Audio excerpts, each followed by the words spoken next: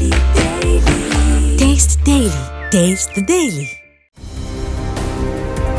திமுக ஆட்சி தொடரும் என்று நடிகர் வடிவேலு சொன்னாலே அது தோல்வியை சந்திக்கும் என்பது வரலாறு என அதிமுக முன்னாள் அமைச்சர் செல்லூர் ராஜு விமர்சித்துள்ளார். மதுரை புதூர் பகுதியில் முன்னாள் முதலமைச்சர் ஜெயலலிதாவின் பிறந்தநாள் பொதுக்கூட்டத்தில் பேசிய அவர், நடிகர் வடிவேலு திமுக ஆட்சி தொடரும் என கூறுகிறார், ஆனால் தமிழ்நாட்டில் திமுக ஆட்சி ஊத்திக் கொள்ளப் போகிறது நிச்சயம் என கிண்டலாக பேசினார்.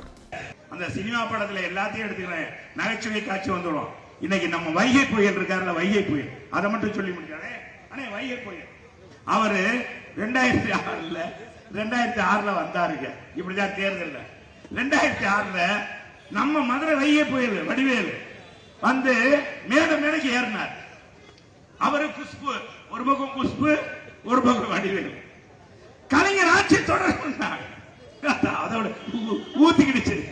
2 வருஷம் ஊத்தி, 2 தேர்தல ஊத்திக்கிடுச்சு. ஊத்திச்சா இல்லையா? 2011, 2006, 2008 பாத்தீங்கன்னா தொடர்ந்து கலைஞருக்கு வந்து புகழ் பாடிட்டு இருந்தார் நம்ம வடிவேலு மேடையில ஏறிட்டாலே வெள்ளக்கோடி பேத்தி, வெள்ளக்கோடி ஏந்திய நம்ம 23ஆம் புலிகேசி அந்த பக்கம் போயிட்டார். எந்த பக்கம்? ஸ்டாலின் பக்கம் ஏறிட்டார் மேடையில. அடுத்த அண்ணன் ஆட்சி தொடர்ந்துட்டார். அவ்வளவுதான் ஊத்து விழா. அவருக்கே தெரியும் நம்ம ஏறினாலே என்ன ஆகுது.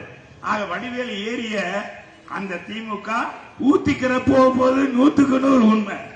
ஏன்னா உண்மையிலேயே இன்னைக்கு மக்கள் கொய்த்து போயிருக்கிறோம்.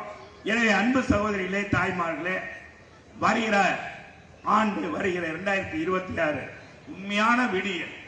எங்கேயாச்சும் விடியல் தருவோம். ஸ்டாலின் வராரு, இப்பதான் வராரு, ஸ்டாலின் தான் வராரு, விடியல் தர போறாரு, இந்த பாட்டு போடுறாங்களா?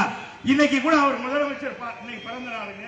முதலமைச்சர் நானும் பார்த்தேன் எல்லா இடத்துல ஏதாச்சும் அந்த பாட்டை, கள்ளக்குடி கொண்ட கருணாநிதி வாழ்கவே, அதைத்தான் போடுறாரு.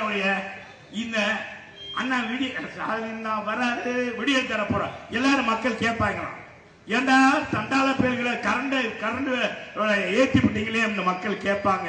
நினைவூட்டுற மாதிரி ஆயிரும். அதை போடவே போடாங்கன்னா அந்த நிக்காலே எடுத்துட்டாங்க. அதனால எப்படி இந்த ஆட்சியை முடிவுக்கு கொண்டு வரணும், அது உங்க கையில தான் தாய் இருக்கு. செய்வீங்களா? செய்ய மாட்டான்.